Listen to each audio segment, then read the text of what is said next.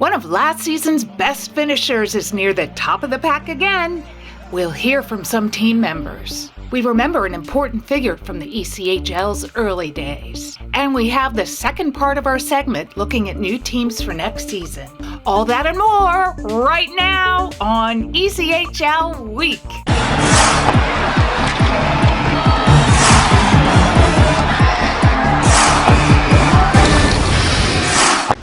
Hi, welcome to ECHL Week. I'm Barry Schickling. The Florida Everblades always seem to have a real good team. In fact, they've only missed the playoffs one time since the team started in 1998. This season doesn't look to be much different. Despite being swept by Orlando last weekend, the Everblades have the longest winning streak in the league this season. They're tied for the longest point streak, and they're jockeying with Indy for the top spot in the Eastern Conference. Let's hear what some of the team members had to say about this season.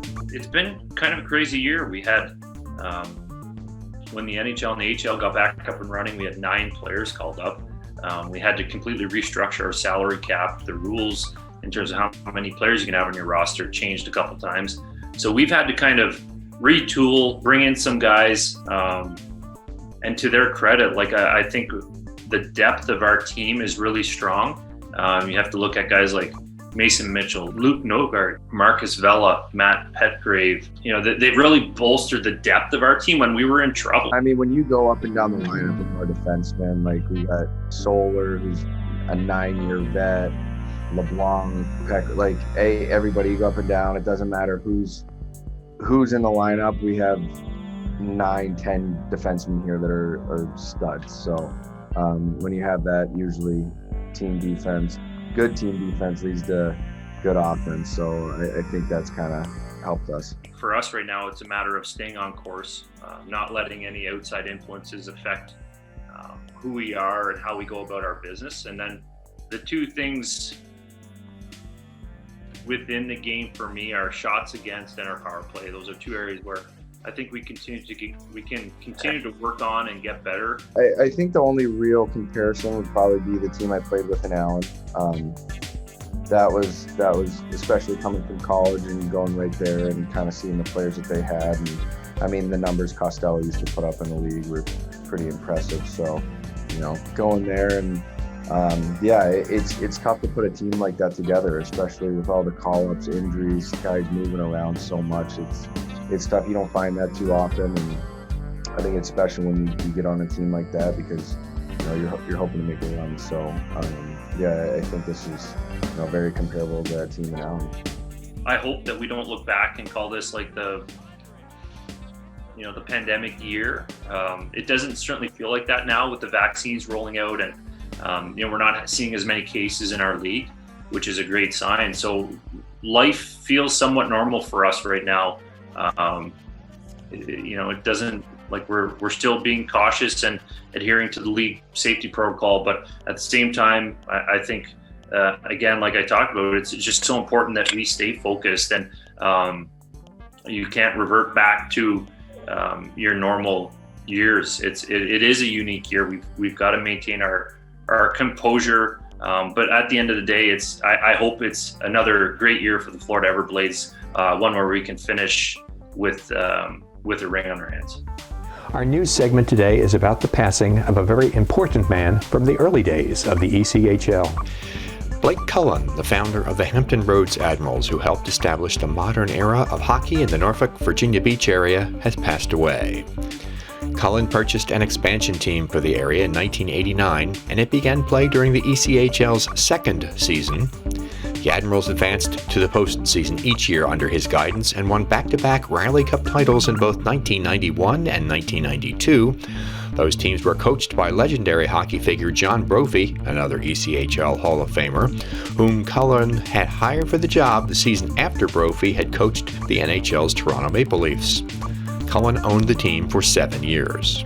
When he heard that John Brophy got fired from the Maple Leafs, he called me. He said, do you know John Brophy? Oh, I said, yeah, him and I had a few run-ins. He said, do you think he'd want to coach in the minor leagues again? I said, Blake, he's like me. He wants to be in hockey. He doesn't care whether he's at the big club or the minor league. He's a hockey man. He said, will you call him for me and ask him if he's interested?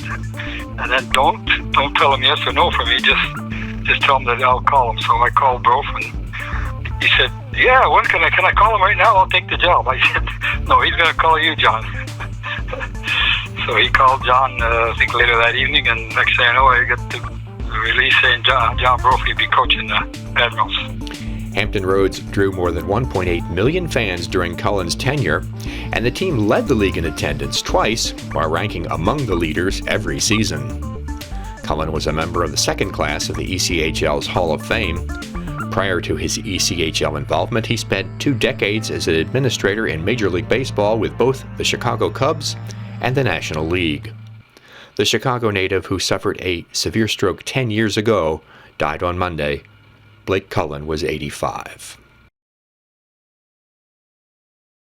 Highlights straight ahead on ECHL Week.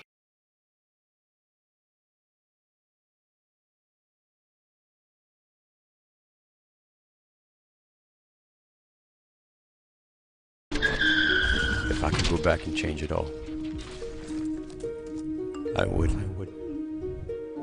I think I'm gonna miss you the most. I'm sorry. I'm so sorry. I'm so sorry. Maybe it's just the little moments. If I could go back and change it all, if I could go back, I would. But I can't.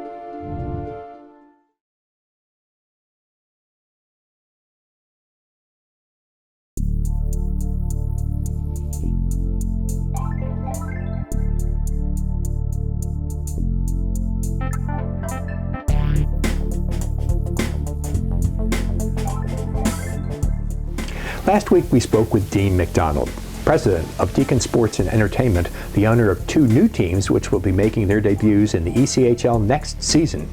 Here McDonald addresses why the Trois-Rivières Quebec market will be a successful one. And in Trois-Rivières, it's the birth town of Jean Beliveau, and he's larger than life in Quebec. A legend obviously, but just is revered, almost godlike status, and so we have an affiliation with the Canadians. So in Trois-Rivières, we want to be unique, but we want to make sure that we don't lose the heritage, the DNA of the Canadians. Trois-Rivières team president Mark Waitman is faced with a challenge that no other ECHL team deals with, a fan base which doesn't speak English as its primary language. It's unique for us here in North America, or even within Canada, because we're the only French marketplace. For example, any content that's generated by the league to promote league initiatives, video content, graphic content, anything. Here, they send it out to all the teams. Use this here, it's all ready for you. Use this in your social media. Well, great, we have to take it and we have to translate it, and sometimes flat out adapt it. Just things as simple as rules and regulations. Sometimes, we had to send in the lease to the league to as one of the final obligations before they could sign off on our official expansion franchise. And I'm sure they got a little shock when I sent them a French lease, 58 pages in French. So we have to get it translated. We have to get it. Often it's little things that you just don't realize, you don't think of. Waitman is confident that this new team will be a successful business. This is the first time that the city of Trois-Rivières has had a real professional, beautiful building. This new venue is going to play a big role in that. That's one. I think the city as a whole, the economy in the area, the transition towards technology, pharmaceuticals, and others has started to gain a bit of momentum. And so we see a resurgence in the economy in the area. We've seen pretty significant growth in population over the last 10 years or so. And I think the third reason is that our approach is going to be a regional one. This allows us, this is not a junior hockey team that's going to come in and compete with the other regional junior hockey teams.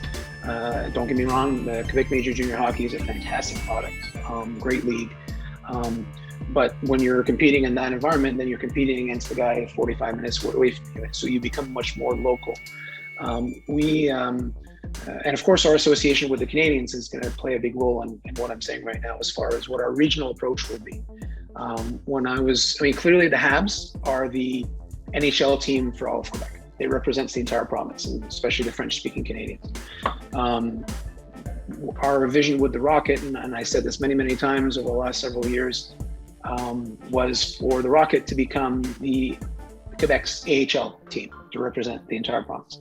And it's no secret that it's going to be the same thing for the ECHL, so that we can represent the Habs and pro hockey at all three levels. Similar to the Newfoundland Growlers, also owned by Deacon Sports, McDonald's sees potential in both Coralville and Trois-Rivières. Maybe because I haven't been involved very long, I see things differently than most, and so maybe a bit of a contrarian in that regard.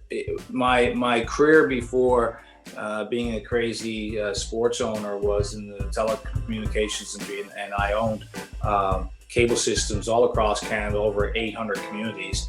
And what I found was, in what I would call secondary markets, the fans are rabid. It's, you know, you're kind of one of the only sources of entertainment in town, so the community gets behind you. You know, there's tremendous fundraising opportunities, you know, charitable opportunities when you have a team in a small market, and they become more than just a team. They become, you know, family. We got a good crop of highlights for you today on the Best of the Week. We start with Wichita's Bo Starrett, who skates down the right wing and powers his way to the net prior to scoring in a game against Utah.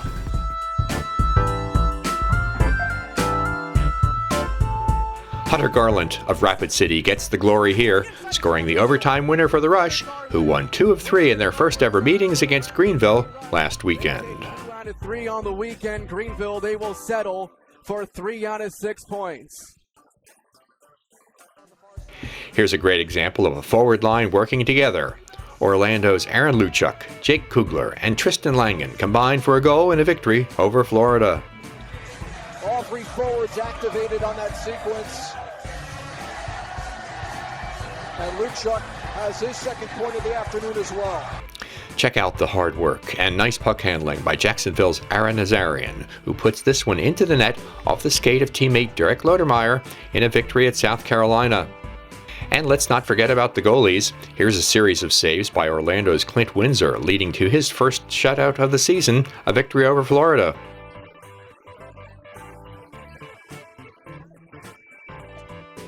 Another shutout. Here's the final shootout save against Patrick Parkinen of Wichita by Kansas City's Matt Ginn, his 6th career blanking.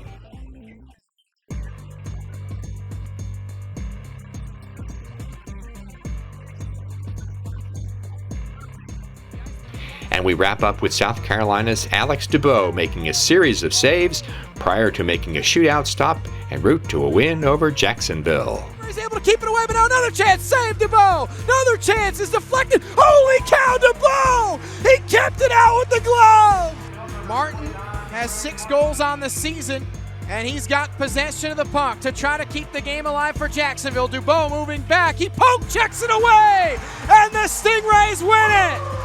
Dubois with the poke check. He goes 3 for 3 in the shootout. That brings us to the end of another ECHL week. Thank you very much for watching. Make sure to follow us on all of our social media channels. You can keep up to date on everything that's going on throughout the ECHL between ECHL week programs. Stay safe. Take care.